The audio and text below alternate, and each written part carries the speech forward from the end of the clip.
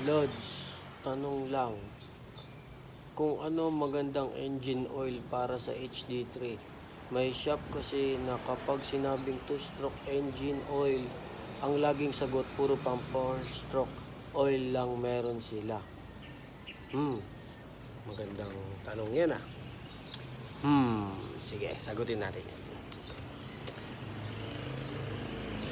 Base kasi sa akin, idol, pag wala kang makita sa kahit anong shop na mga motor shop, pag wala silang mai-prepare sa'yo na mga langis na pang 2-stroke, try mo mag-order sa Shopee. So, eto, share ko sa'yo kung ano yung ginagamit kong langis. Since na nagkaroon ako nito, since 2000, mga year 2010-12 ganun ata, nagkaroon ako ng ganyang motor. Itong motor ko na to, ganto, Petron na MO40. Yan, ito ang ginagamit kong langis sa kanyang engine bay. Okay, so syempre yun nga, sa nauna kong ibang vlog, ang ginagamit ko naman sa yung sa 2T niya, isa power burn or habulin. Yun ang mga ginagamit ko sa aking Kawasaki 2-stroke. Okay, ganito yung ginagamit ko na langis. So search mo lang sa Shopee, idol.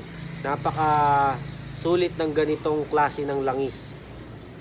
So naglalaro to siguro ngayon sa panahon ngayon, mga nasa 180 or 200 or mas, pwedeng mas mababa, pwedeng mas mataas, kasi nakadepende yan kung sa layo ng lugar or kung saan man yung iyong pesto,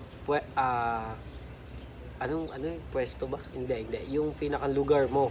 So, yun. Dito kasi sa amin sa Rizal or Laguna, mura lang namin nabibili. 165 lang to pag nakakabili ako. Ewan ko lang sa ibang mga motor shop. Okay? So, ganito ang gamitin mo. Search mo sa Shopee or Lazada. Ganito. Petron na MO40 para sa engine bay. Okay? Para sa engine bay. Ganito ang ginagamit ko. Tapos, pag wala namang ganito, sa mga motor shop, yun nga, tulad ng sinabi ko, Shopee, pinaka the best, napakadami sa Shopee, okay? Or pwede, chat mo ako at i-deliver ko sa'yo via JNT. Ako ang bibili para sa'yo. So, yun, more power and God bless.